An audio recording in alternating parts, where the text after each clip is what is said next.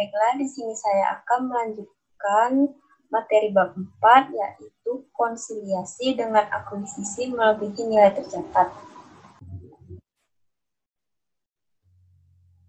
Karakteristik konsolidasi dengan akuisisi melebihi nilai tercatat. Prosedur konsolidasi pada praktiknya, transaksi akuisisi suatu perusahaan oleh perusahaan lain sebesar nilai buku sangat jarang dilakukan. Perusahaan mengakuisisi investor biasanya akan melakukan uji kelayakan atas yang akan diambil. Hasil akurat dari uji kelayakan disebut dapat menunjukkan apakah bisnis yang akan diakuisisi memiliki nilai yang lebih tinggi atau lebih rendah dari nilai aslinya. Berbagai faktor yang mempengaruhi perusahaan penilaian kelayakan bisnis saat proses kombinasi bisnis.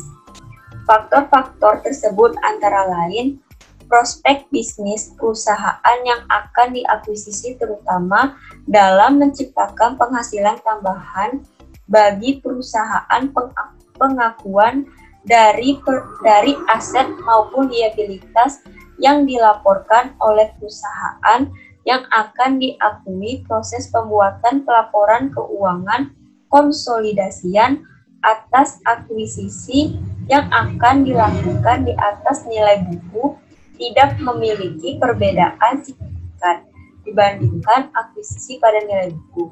Contoh, kita akan membeli menggunakan kasus PT Andalas dan PT Nusantara. Anggaplah pengakuisisian tertanggal 1 Januari 2015. PT Nusantara mengeluarkan investasi senilai 1,5 miliar. Untuk keseluruhan kepemilikan pada PT Andalas, investasi 1,5 miliar merupakan nilai wajar konsolidasi hasil penilaian yang dilakukan oleh faktor yang terkait dengan PT Andalas sama dengan mencatat akuisisi PT Andalas, yaitu sebagai berikut. Aset teridentifikasi dan liabilitas diambil ahli.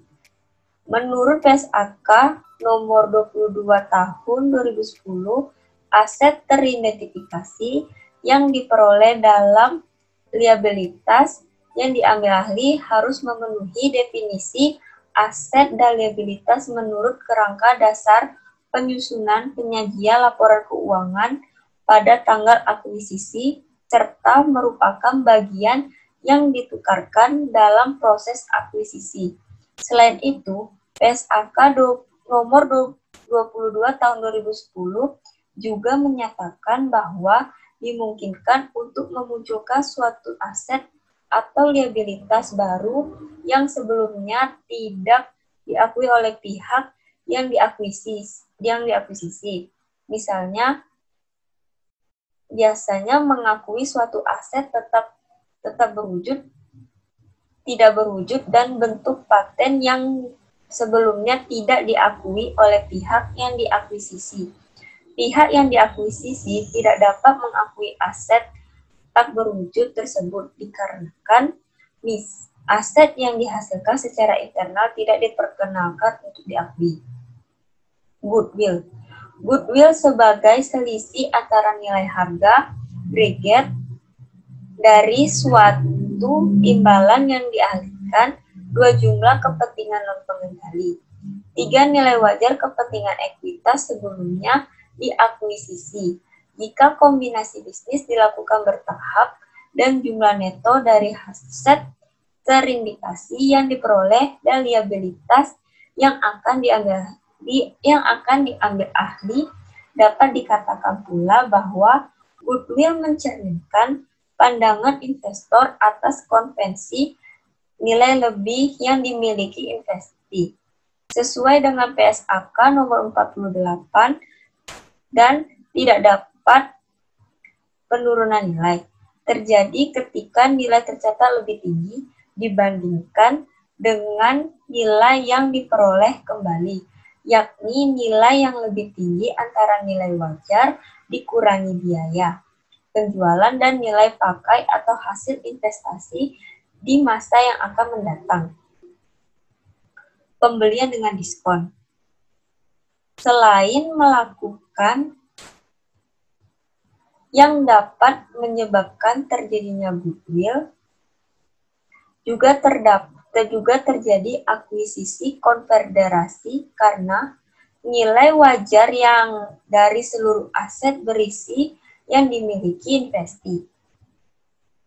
Ilustrasi akuisisi dengan kepemilikan penuh. Konsolidasi sesaat setelah akuisisi. PT Nusantara membeli seluruh saham PT Andalas seharga 1,5 miliar.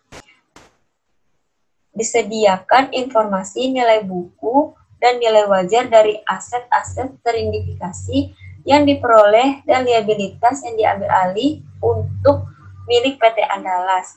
Diketahui bahwa nilai buku dari PT seluruh aset bersih PT Andalas adalah 1,4 miliar.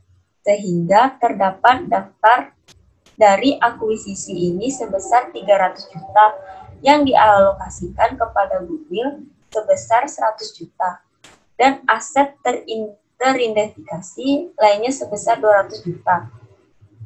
Sebagai gambaran transaksi, akuisisi PT Nusantara terhadap PT Andalas ditunjukkan pada gambar 4.3. Diferensial 300 juta ini ada yang dialokasikan ke goodwill 100 juta dan ada yang dialokasikan ke aset yang diperoleh dan liabilitas yang diambil alih yang nilai wajarnya berbeda dengan nilai tercatat yaitu sebanyak 200 juta. Nilai buku pada aset bersih adalah 1,2 miliar yang terdiri dari modal saham 800 juta, kemudian saldo laba sebesar 400 juta.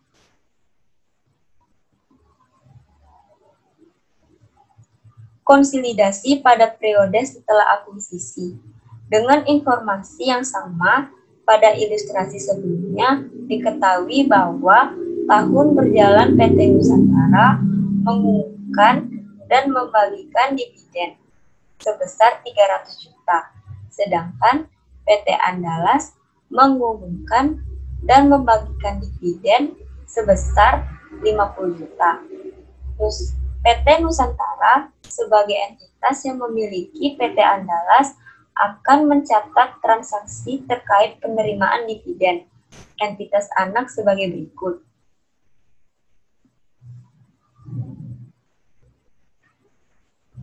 Akuisisi dengan kepemilikan sebagian dalam penyusunan laporan keuangan konsolidasian tidak pada nilai tercatat. Kepemilikan sebagian. Hal ini yang perlu diperhatikan adalah keberadaan kepentingan non-pengendali. Karena keberadaan kepentingan non-pengendali menurut PSAK 65 tahun revisi 2014 mensyaratkan entitas induk untuk menyajikan secara terpisah dari kepentingan non-pengendali pada ekuitas dalam laporan posisi keuangan konsolidasian. Hal ini dimaksudkan untuk menunjukkan kepada pengguna laporan keuangan seberapa besar bagian dari aset bersih yang dimiliki entitas anak yang tidak dikuasai oleh entitas induk. Isu lain seputar konsolidasian. Biaya transaksi terkait akuisisi, biaya transaksi yang terkait proses pengakuisisian suatu perusahaan sangat besar kemungkinannya untuk dikeluarkan oleh pihak pengakuisisi. Biaya transaksi terkait akuisisi dapat berupa biaya makelar, biaya hukum, dan konsultasi, biaya terkait akuntansi, biaya penelitian, dan jasa profesional lainnya, biaya administrasi, dan lain-lain. Menurut PSAK nomor 22, seluruh biaya transaksi terkait akuisisi harus dibebankan pada periode ketika biaya tersebut terjadi atau jasa diterima, kecuali biaya untuk menerbitkan efek baik berupa utang atau ekuitas yang perlakuannya mengikuti PSAK nomor 55 revisi 2014, instrumen keuangan, pengakuan dan pengukuran. Itulah pembahasan dari bab 4. Lebih dan kurang saya mohon maaf. Assalamualaikum warahmatullahi wabarakatuh.